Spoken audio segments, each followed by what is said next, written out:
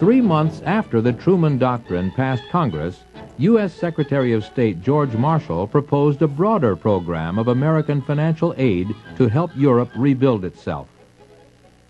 Marshall urged that all European countries, East and West, draw up their own reconstruction plans and then let the United States know what they needed. Most countries of Western Europe responded enthusiastically to the Marshall Plan.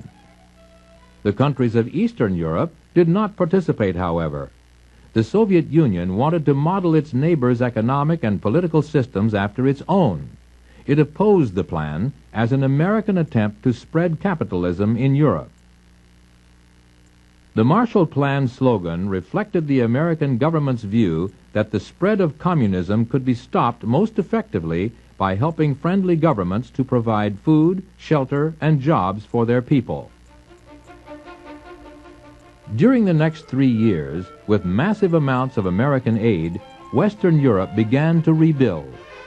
But progress was slow, partly because the German population, with its industry mostly inoperative, had to be fed, clothed, and housed.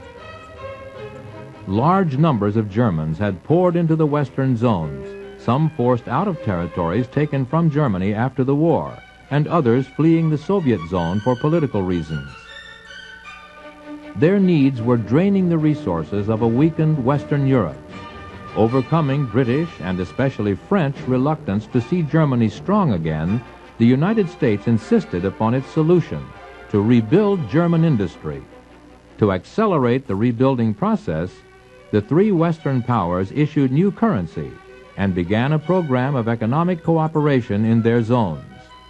The Soviets bitterly opposed these developments, fearful that Germany would again dominate Europe industrially and militarily.